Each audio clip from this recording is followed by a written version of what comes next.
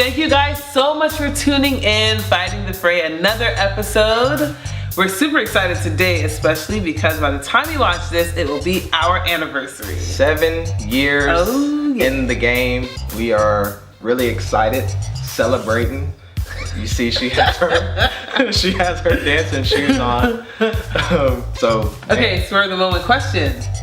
What was your most exciting or memorable moment in the past 7 years? I mean, that's a hard question. And so I ask it all the time. I know, you ask these questions whether we're at dinner or whether we're at home and celebrating a birthday. The same type of response. Everyone's like, be quiet. Side note, whenever we go to dinner or someone's birthday, it will be like a family at the table and I'll say, hey, birthday celebrant, what was your best memory over the past year? And they're like, really? Now? I'm like, yeah. So I love to ask these questions. So go ahead. I gave you a couple seconds to think. I appreciate it. I don't know. It's hard for me to just select one. Okay. I mean, I can say the birth of our 2 children. Yep. Well, no, maybe I can pause. The first time that I saw, my son plays drums. The first time that he really held a beat, that's like an exciting moment for me as a father. Okay. And then in our marriage, I mean, we've been very, very fortunate, very blessed. I mean, the purchase of our home, the birth of our children. Yeah. I did more than one. Okay. And so you just stopped me now. Okay, that's cool. So you don't want me to answer? No, I think it's our anniversary, so yes. What's a memorable one for you? Memorable moment for me would be, the worst part is I don't even have. Exactly. Ask this question. I don't even have an answer. Usually when you ask a question like this is because you have a response that you want to be able to give. Okay. I have one. Okay. When Brielle was born. Okay. Okay, we're gonna get right into it because I didn't have one. Anyway, it's fine. Today, we're still in the series of things I wish I knew before I said I do. Today, we're gonna be talking about the apple doesn't fall very far from the tree. There are so many things that we are predisposed to doing through our parents. And of course, it makes sense because if you think about it, if you've been raised in a certain environment, day by day, these things will be ingrained in your mind and they'll affect you for better or for worse. So a good example for me is with the kids. Sometimes when they're really working my nerves and I'm trying to scold them, I'll be scolding them in a Nigerian accent. And they're looking at me like, really, Mom? Where did you form that accent from? And the funny thing is, yes, she's Nigerian, but she was born in London. So for the life of me, I wish that she had her British accent still. Because there's something about a British accent, it's like just a slice of butter getting cut with a nice warm knife. It's just so smooth, just smooth. So if she was scolding the kids, they'd be like, yes, Mommy, they just instead of laughing like they do now and running off. That's a side topic. But as it pertains to couples and individuals preparing for marriage, there are also, some predisposition examples as well. For example, on the negative side, if a person has a parent that's an alcoholic, statistics show that the odds are it's more likely for that person to follow in their parents' footsteps. Also, you see with the little cigarette commercials, they'll always say don't smoke because your little brother is watching, your little sister. For my ladies, if you came from the independent, independent households where your mother was like the rule setter, the shot caller, the vision setter, you may assume that and try and kind of run your household. And I mean, the thing about it is we know that our women are strong, so we're not saying that. What we're saying is that, a husband is supposed to be the real head of the household. And so while our women are strong, we want everyone to be able to operate in their best form under the role that they're supposed to. And so I would say another thing, you know, outside of, you know, just having that type of a dominating or a domineering type of motherly figure, like, you know, there are some of us men that we're very entrepreneurial, and it's something where you could, if your father was a serial entrepreneur, you may take on that same level of ambition where you're always feeling like you want to be starting new ideas, starting new businesses, which is great.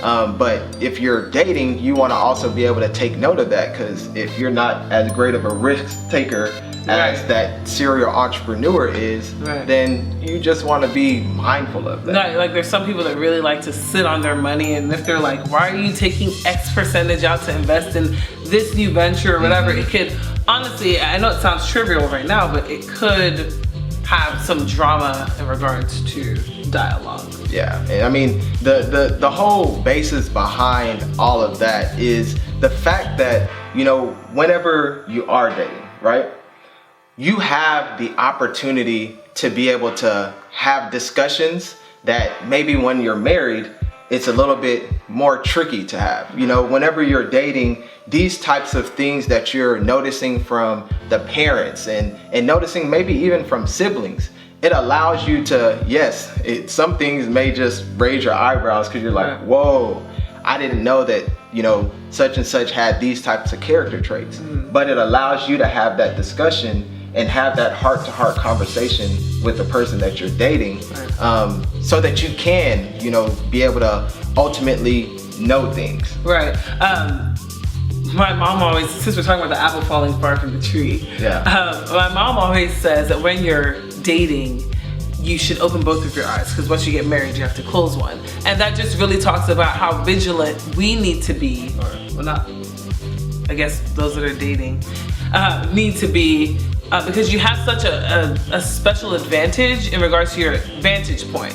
You can see different traits. You can see everything without, as long as there's not that mirage of love that we spoke about previously, you can see things and address things before, because once you get married, you have to kind of let something slide, and it's not everything that you want to be discussing, because then it's like you're harping on things and you're nagging, when initially you had an opportunity to do that when you were dating. So that really just kind of speaks about the vigilance. And the thing about it is that, you know, if some of us were like, man, it's okay, you know, I'm a praying person, this person is gonna change, I can see that this is gonna happen. They're not like their dad, they're not like their mom, and we're not by any means saying that we're gonna be carbon copies of any of our parents. We're just trying to communicate that there's certain influences that will come from that.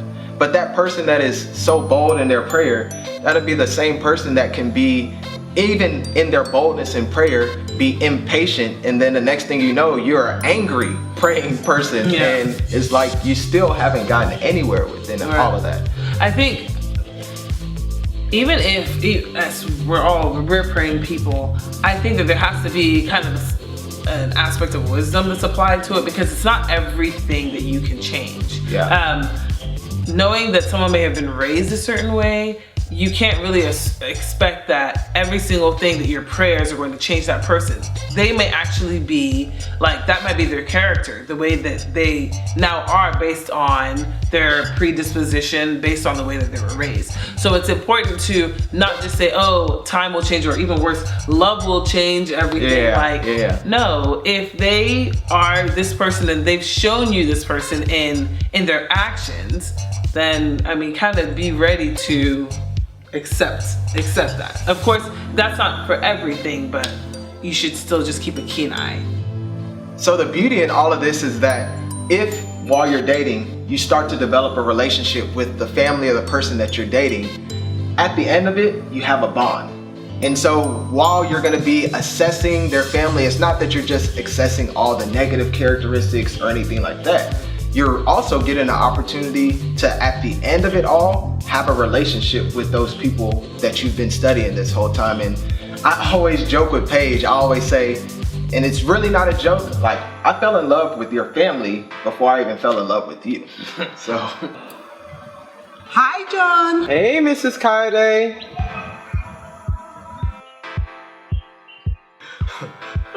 Okay, so as John alluded to earlier, going through these things, you have to have discussion, but it's really important to be sensitive about the discussions that you're having.